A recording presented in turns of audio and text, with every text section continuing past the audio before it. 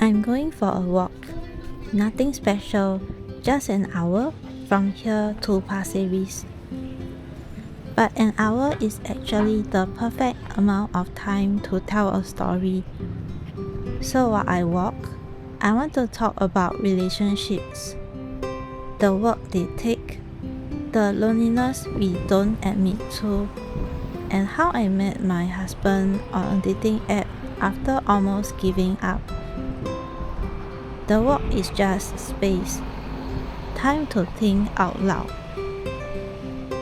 If you have ever felt tired of trying, or wondered if it's even worth it anymore, stick around, because I've been there.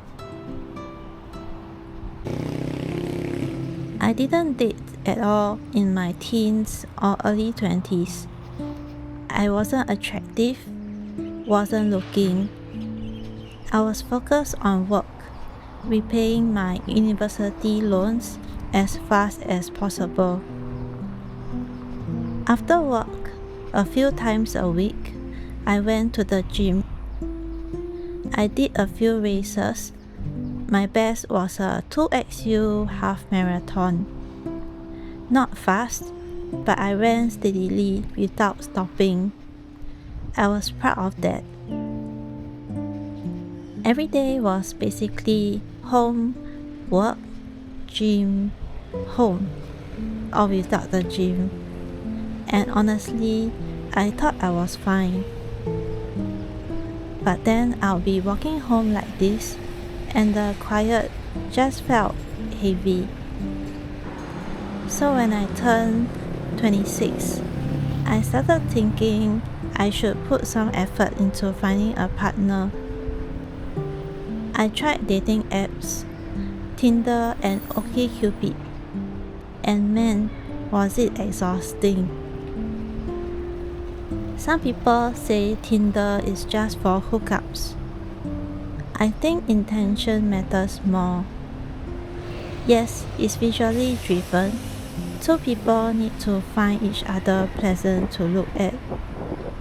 But you can also tell a lot from someone's bio, or the lack of one.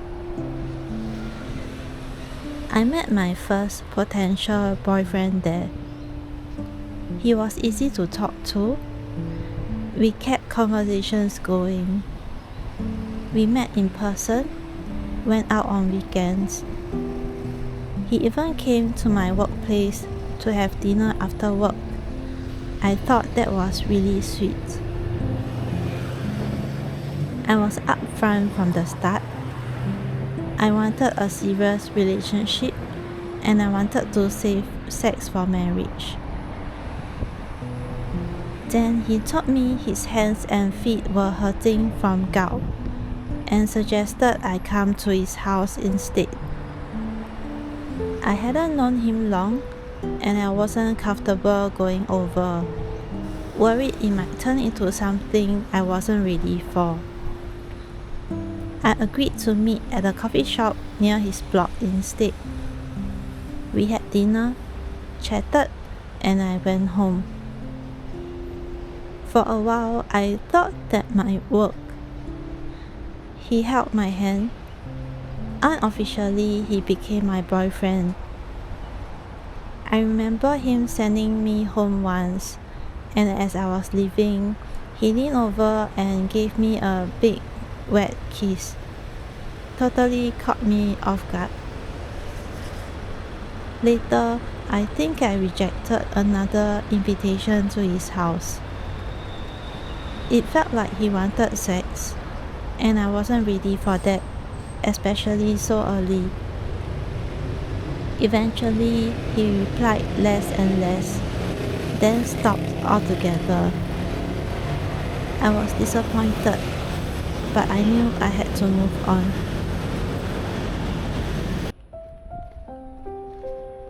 Around that time, I had a group of close colleagues who joined the same year as me. We had lunch together every day and talked about everything. I would share stories about the people I met on dating apps. Looking back, it's funny how many people I cycled through. Some chats fizzled. Some led to dinner after work or lunch on a weekend. One guy was super attentive in messages, but when we met for dinner, he kept looking at his phone and barely talked to me. I took that to mean he wasn't visually attracted. That's fine, but it still felt rude. Another guy suggested an indoor baseball range for our second date. I tried, but I could not hit the ball, like at all. So I'm just standing there, swinging at air. It was pretty embarrassing. We went for lunch afterward, which went alright. He had suggested the second meet-up, so I thought he was interested. Then he just stopped replying. Those experiences were disappointing. I wasn't heartbroken, but I wish they had just been honest. Ghosting is so much worse than saying, I don't want to take this further. Honesty shows you respected the other person's time. After a while, I thought about giving up. If I compared my emotions before the apps and after, I was definitely happier before. Trying to meet people on apps was tiring. It made me a little depressed. But I wasn't ready to quit yet. I told myself I needed to give it my best effort if I wanted something good to come out of it. I started using OkCupid more seriously. I really appreciated their question system. You could answer all those preference questions, and the app would show you people with similar answers. I could look at their profiles and see whether our values align before even starting a conversation. To me, aligned values are the most important thing. Not every single value, but the non-negotiables. OkCupid was different from Tinder. You don't need to match first. Anyone could message. I ignored the ones who just said hi. Before messaging someone, I'll read their profile and ask about something specific they mentioned. That's the least anyone can do if they are not just looking for a quick hookup. But after more attempts, more chats, more meetups that went nowhere, I started feeling disillusioned. I doubted myself. It was hard not to.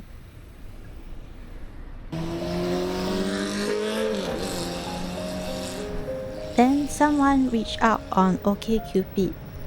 He actually asked about something I had written in my profile.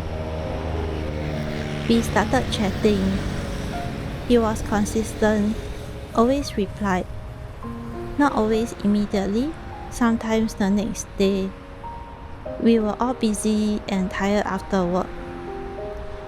But he read what I wrote and put in effort. He asked about my day, whether I had eaten, whether I had gotten home safe. We chatted for weeks without meeting up. Finally, I asked if he wanted to have lunch on a weekend.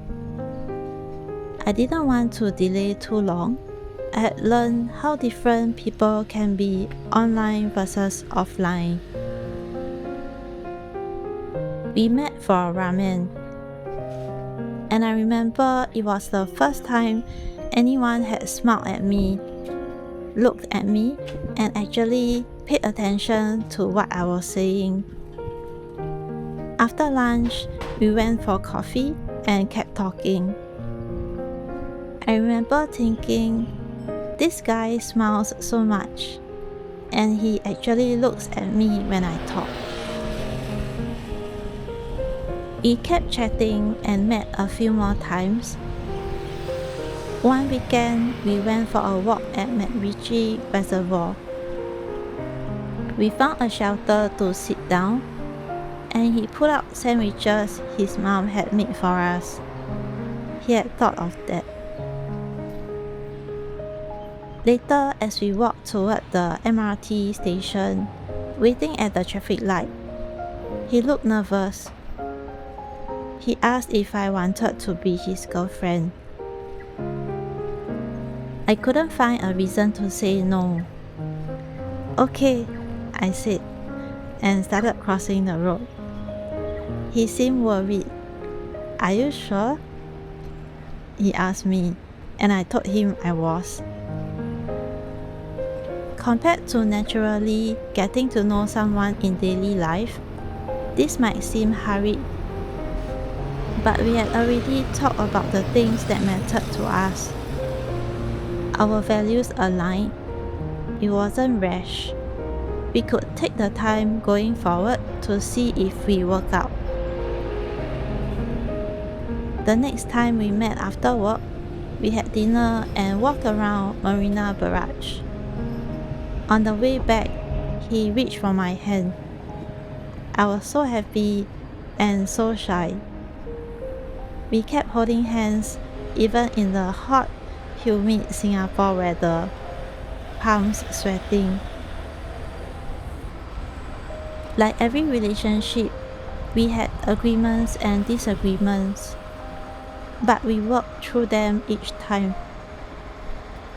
After about 2 years, during a weekend trip to Kuching, Malaysia, he proposed. Today, we have been married almost 7 years. The first year living together was the hardest. Marriage isn't really about romance. It's about compromise and communication, not shutting each other out, trying to resolve differences.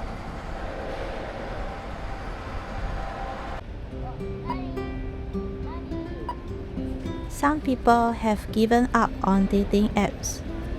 They say women only want good-looking guys. I think that's wrong. Looks only get you so far. What matters more is your attitude towards life and your willingness to try, even when the chances feel slim.